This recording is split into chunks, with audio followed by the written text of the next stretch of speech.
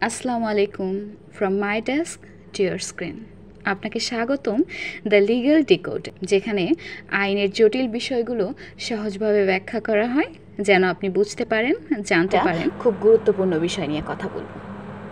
যদি আপনার কিংবা আপনার পরিচিত কারো বিরুদ্ধে মিথ্যা মামলা হয়, তাহলে ঠিক কী করণীয়? চলুন শুরু করা যাক।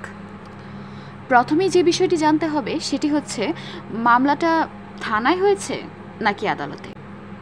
যদি থানায় হয়ে থাকে তাহলে এজাহারের কপি সংগ্রহ করতে হবে, আর যদি আদালতে হয়ে থাকে তাহলে মামলার নম্বর জেনে কপি বের করে ফেলতে হবে।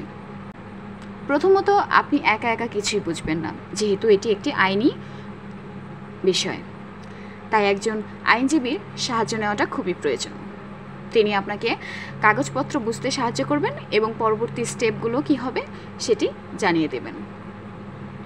চলুন এবার জেনে নেওয়া যাক জামিনের বিষয়টা। আসলে জামিনের বিষয়টা খুব গুরুত্বপূর্ণ। মামলাটা জামিনযোগ্য হলে সরাসরি জেলা কিংবা নিম্ন আদালত থেকে জামিন চাইতে পারেন, আর যদি জামিনযোগ্য না হয় তাহলে উচ্চ আদালতে আগাম জামিনের জন্য আবেদন করতে হবে। আর অবশ্যই মনে রাখবেন, মামলার তারিখে আদালতে হাজিরা দিতে ভুলবেন না।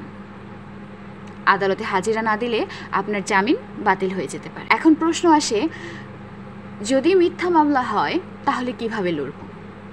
প্রথমত, এফআইআর বা এজাহার কপি সংগ্রহ করতে হবে। একজন ভালো আইনজীবীর সাথে বসে সবটা আলোচনা করতে হবে। এখন যদি চার্জশিট হয়, অব্যাহতির জন্য আবেদন করতে হবে। আর যদি গ্রেফতার হয়, 24 ঘন্টার মধ্যেই জামিনের জন্য আবেদন। অন্যদিকে যদি সমন বা গ্রেফতারি পরোয়ানা আসে, তাহলে পালিয়ে না বেরিয়ে আদালতে আত্মসমর্পণ করবেন। এখন আসি, মিথ্যা মামলা করলে যে ব্যক্তি মিথ্যা মামলা করলো তার শাস্তি কী? বাংলাদেশ দণ্ডবিধি 211 ধারা বলছে, যদি কেউ মিথ্যা মামলা করে তার শাস্তি হতে পারে 2 বছর পর্যন্ত জেল, জরিমানা কিংবা দুটোই। আর সেই মিথ্যা মামলায় যদি কারো মৃত্যুদণ্ড বা যাবজ্জীবনের মতো শাস্তি হয়, তাহলে মিথ্যা মামলার দায়ে 7 বছর পর্যন্ত জেল হতে পারে। আশা করি ভিডিওটি আপনার উপকারে এসেছে। আপনি যদি আইনের বিভিন্ন দিক সহজভাবে জানতে চান তাহলে দ্য লিগ্যাল ডিকোড এর সাথে থাকুন। ভিডিওটি ভালো লাগলে অবশ্যই লাইক, শেয়ার করুন এবং সাবস্ক্রাইব করতে ভুলবেন না।